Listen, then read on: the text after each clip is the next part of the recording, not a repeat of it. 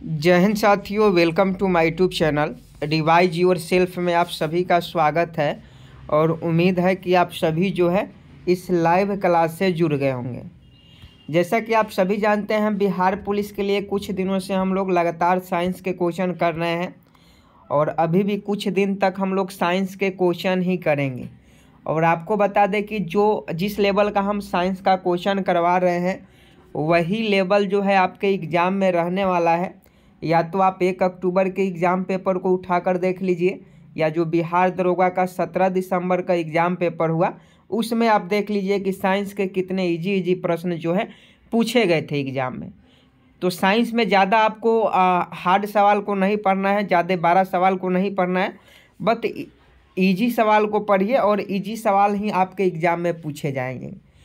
तो आप सभी का लाइव क्लास में स्वागत है। और अभी आपका 10 बज गया है और 10 बजे से आपका जो है लाइव क्लास शुरू हो जाता है, तो जल्दी से आप हमारे साथ जुड़ जाएं। आई am waiting for your answer, जल्दी से जुड़िए।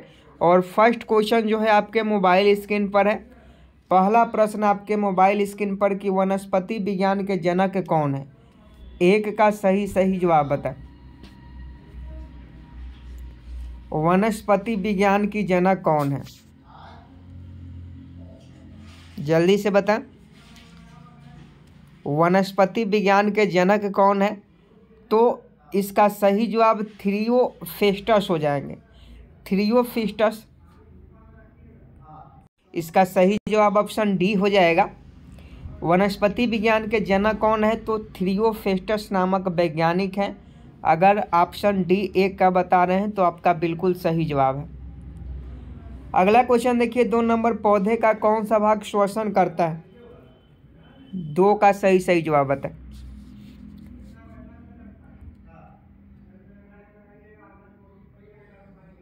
पौधे का कौन सा भाग श्वसन करता है?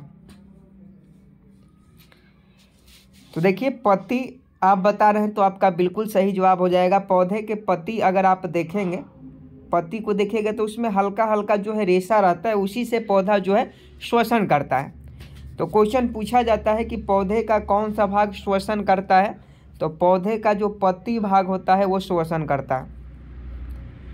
अगला क्वेश्चन 3 नंबर देखिए, सिनकोना पौधे के किस भाग से कुनैन प्राप्त किया जाता है? 3 का सही जवाब बताएं। सिनकोना पौधे के किस भाग से कुनैन प्राप्त किया जाता है?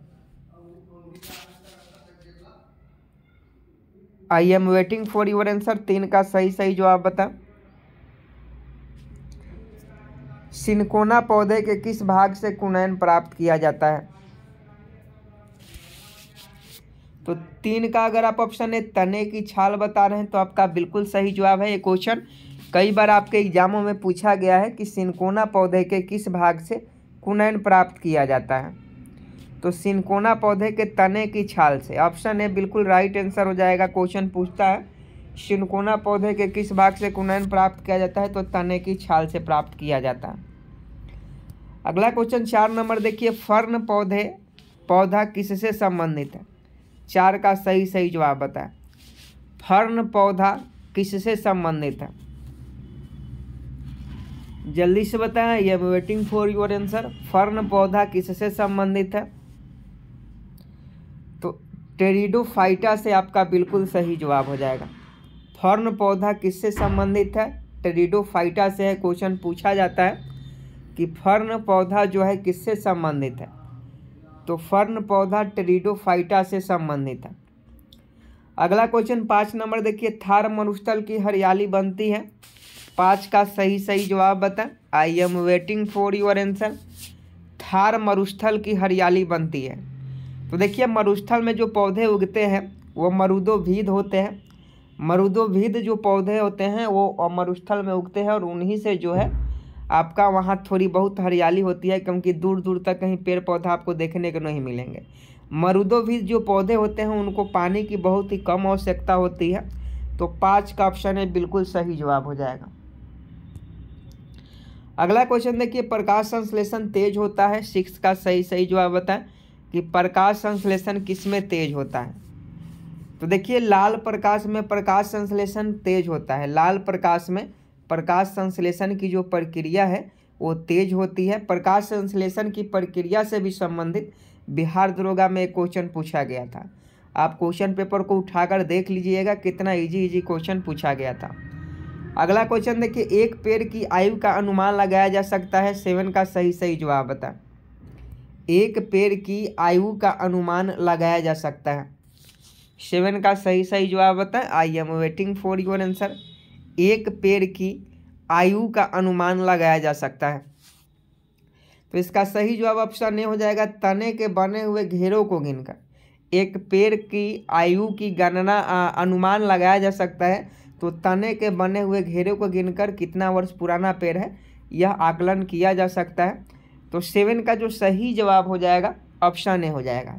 एक पेड़ की आयु का एक पेड़ की आयु का अनुमान लगाया जा सकता है, तो तने के बने हुए घेरों को गिनकर। ये बिल्कुल करेक्ट है। आगे देखिए 8 नंबर, प्रकाश संश्लेषण के दौरान पैदा होने वाले ऑक्सीजन का स्रोत है। 8 का सही जवाब बताएं। I am waiting for your answer. प्रकाश संश्लेषण के दौरान पैदा होने वाले ऑक्सीजन का स्रोत है। देखिए प्रकाश संश्लेषण के दौरान जो होता है ये जल से कुछ ऑक्सीजन पैदा होते हैं। प्रकाश संश्लेषण के दौरान पैदा होने वाले ऑक्सीजन का स्रोत क्या है, तो जल है। जल में, क्योंकि आप सभी जानते हैं जल का सूत्र H2O होता है, यानी ऑक्सीजन की भी मात्रा जल में होती है। अगला क्वेश्चन देखिए 9 नंबर, प्रकाश संश्लेषण में पौधे द्वारा कौन सी गैस उपयोग की जाती है। फटाफट बताएं। प्रकाश संश्लेषण आज आपका पूरा क्लियर ही करवा देंगे। फटाफट बताएंगे कि प्रकाश संश्लेषण में पौधे के द्वारा कौन सी गैस उपयोग की जाती है। तो कार्बन डाइऑक्साइड अगर बता रहे हैं ऑप्शन सी, तो आपका बिल्कुल सही जवाब है। प्रकाश संश्लेषण में पौधे के द्वारा कौन सी गैस उपयोग की जाती है, कार्बन डाइऑक्साइड गैस जो है उपयोग की जाती है। 10 का सही जवाब बताएं। हरे फलों को कृत्रिम ढंग से पकाने हेतु प्रयुक्त गैस है। 10 का सही जवाब बताएं। हरे फलों को कृत्रिम ढंग से पकाने हेतु प्रयुक्त गैस कौन सी है, तो एसिटिलीन गैस है। हरे फलों को कृत्रिम ढंग से पकाने हेतु प्रयुक्त गैस एसिटिलीन गैस है। 10 का अगर आप ऑप्शन ए बता रहे हैं तो आपका बिल्कुल सही जवाब है। आगे देखिए, पत्तियों का रंग हरा होता है क्योंकि इनमें उपस्थित रहता है। 11 का सही जवाब बताएं। बहुत ही महत्वपूर्ण क्वेश्चन है कि पत्तियों का रंग हरा होता है क्योंकि इनमें उपस्थित होता है। 11 का सही जवाब बताएं।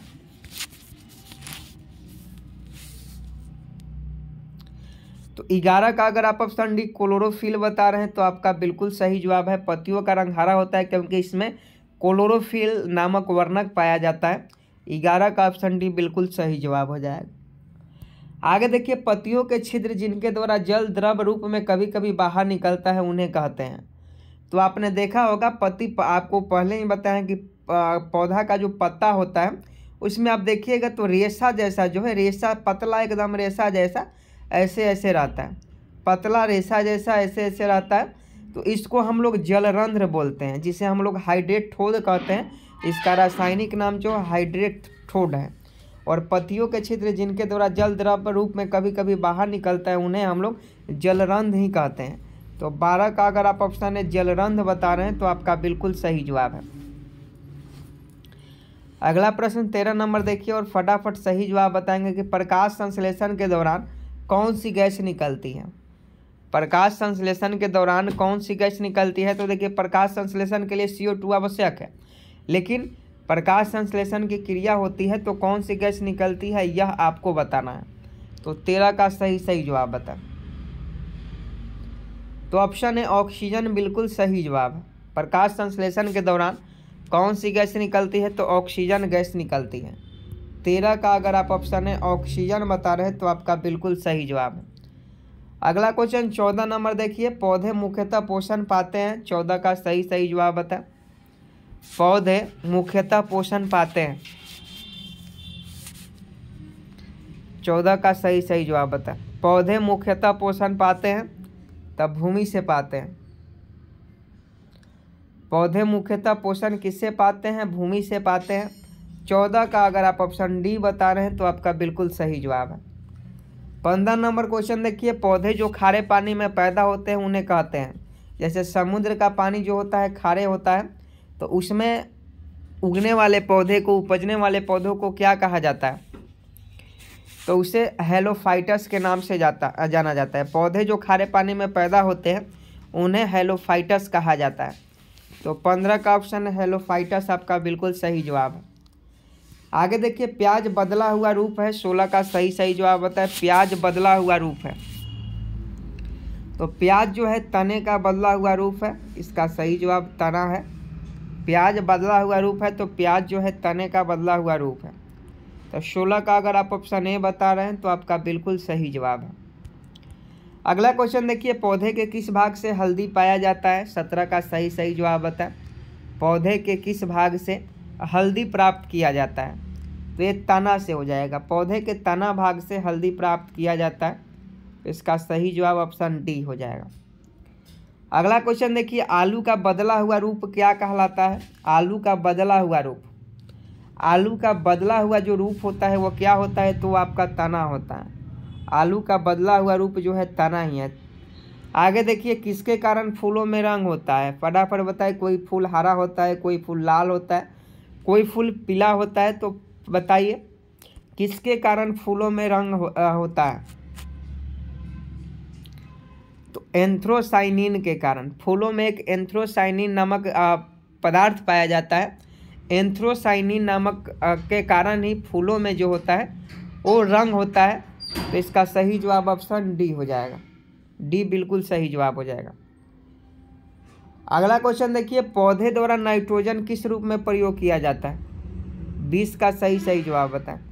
पौधे के द्वारा नाइट्रोजन किस रूप में प्रयोग किया जाता है?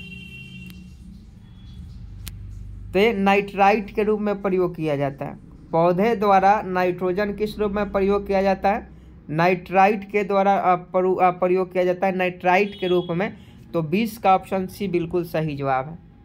आगे देखिए, संसार का सबसे बड़ा फूल कौन सा है? 21 का सही जवाब बताएं। संसार का सबसे बड़ा फूल कौन सा है? तो गेंदा है। गेंदा फूल जो है संसार का सबसे बड़ा फूल है। आगे देखिए, पत्तियों में निम्न में से कौन सा तत्व पाया जाता है? पत्तियों में निम्न में से कौन सा तत्व पाया जाता है? 22 का सही जवाब बताएं। पत्तियों में निम्न में से कौन सा तत्व पाया जाता है? तो जिंक पाया जाता है। जिंक जो है पत्तियों में पाया जाता है, याद रखिएगा। पत्तियों में निम्न में से कौन सा तत्व पाया जाता है? तो जिंक पाया जाता है। 22 का अगर आप ऑप्शन सी जिंक बता रहे हैं तो आपका बिल्कुल करेक्ट है। आगे देखिए, 23 नंबर की पर्णहरित में पाया जाने वाला धातु है। 23 का सही जवाब बता। पर्णहरित में पाया जाने वाला धातु है, तो ये आपका जिंक होता है। जिंक पर्णहरित में पाया जाता है। आगे देखिए, निम्नलिखित में वास्तविक फल कौन सा है? ऐसे क्वेश्चन एग्जाम में पूछे जाते हैं। सत्य फल, असत्य फल, तो ये याद रखिएगा तभी ना सही कर पाइएगा। तो निम्नलिखित में से वास्तविक फल कौन है? तो सेब जो होता है वास्तविक फल होता है। सेब क्या होता है? वास्तविक फल होता है। अगला क्वेश्चन देखिए, फाइकोलॉजी में किसका अध्ययन किया जाता है? 25 का सही जवाब बताएं। फाइकोलॉजी में किसका अध्ययन किया जाता है? तो शैवाल का अध्ययन किया जाता है। फाइकोलॉजी में किसका अध्ययन किया जाता है? शैवाल का। अगला क्वेश्चन देखिए, पुष्पों का अध्ययन क्या कहलाता है? 26 का सही जवाब बताएं। पुष्पों का अध्ययन क्या कहलाता है? तो पोलिनोलॉजी कहलाता है। पोलिनोलॉजी पुष्पों का अध्ययन कहलाता है। 26 का ऑप्शन डी बिल्कुल सही जवाब है। आगे देखिए, फलों का अध्ययन क्या कहलाता है? तो फलों का अध्ययन जो है पीडोलॉजी कहलाता है। पीडोलॉजी फलों का अध्ययन कहलाता है। आगे देखिए, वन अनुसंधान संस्था कहाँ स्थित है? तो ये आपका लखनऊ में स्थित है। वन अनुसंधान संस्था कहाँ स्थित है? तो ये आपका लखनऊ में है। अगला क्वेश्चन देखिए, हाइड्रोपोनिक्स संबंधित है। 29 का सही जवाब बताएं। हाइड्रोपोनिक्स संबंधित है। तो देखिए, हाइड्रोपोनिक्स मिट्टी के बिना पौधे की वृद्धि, पानी के बिना पौधे की वृद्धि, आवाज़ के पानी के साथ संबंध। तो देखिए, इसका सही जवाब ऑप्शन क्या हो जाएगा? इसका सही जवाब ऑप्शन सी हो जाएगा, आवाज़ का पानी के संबंध से। हाइड्रोपोनिक्स किससे संबंधित है? आवाज़ का पानी के संबंध से। अगला क्वेश्चन देखिए, प्रकाश संश्लेषण की क्रिया होती है, 30 का सही जवाब बताएं। तो प्रकाश संश्लेषण की क्रिया पत्ती में होती है। आगे देखिए, पादपों में जल तथा खनिज लवणों का संचलन किसके द्वारा होता है? तो ये आपका कार्टेक्स के द्वारा होता है। ऑप्शन डी बिल्कुल सही जवाब है। नेक्स्ट है, प्राकृतिक वर्ण सिद्धांत का प्रतिपादन किसने किया? बहुत इंपॉर्टेंट क्वेश्चन है, ये क्वेश्चन पूछा जाता है। तो इसका सही जवाब प्राकृतिक वर्ण का सिद्धांत। प्राकृतिक वर्ण का सिद्धांत किसने दिया? तो चार्ल्स डार्विन ने दिया, आप सभी जानते हैं। प्रकाश संश्लेषण होता है, 33 का सही जवाब बता। प्रकाश संश्लेषण केवल दिन में ही होता है, सूर्य की रोशनी में ही होता है, क्योंकि सूर्य की रोशनी दिन में होता है तो दिन में ही होगा। आगे देखिए, पौधों में वाष्पोत्सर्जन की क्रिया किसमें होती है? पौधों में वाष्पोत्सर्जन की क्रिया किसमें होती है? तो इसका सही जवाब पत्ता में ही होता है। पत्ता आपका बिल्कुल सही जवाब है। आगे देखिए, अफीम पौधे के किस भाग से प्राप्त होता है? तो अफीम जो है फूल से प्राप्त होता है। आगे देखिए, तरपीन का तेल प्राप्त किया जाता है, 36 का सही जवाब बता। तो चीड़ से। तरपीन का तेल प्राप्त किया जाता है चीड़ से। आगे देखिए, प्रोटीन का सबसे अधिक स्रोत पाया जाता है, तो प्रोटीन का सबसे अधिक स्रोत सोयाबीन में पाया जाता है। प्रोटीन सबसे अधिक मिलता है सोयाबीन में। अगला क्वेश्चन देखिए, सबसे लंबा जीवित वृक्ष कौन सा है? तो ये आपका सिकोया का वृक्ष है। सबसे लंबा जीवित वृक्ष सिकोया है। तो आज के लिए साइंस का इतना ही क्वेश्चन। मिलते हैं फिर कल अगले नए क्लास में। तब तक के लिए आप चैनल को सब्सक्राइब कर वीडियो को लाइक करें। मिलते हैं कल, तब तक के लिए जय हिंद जय भारत।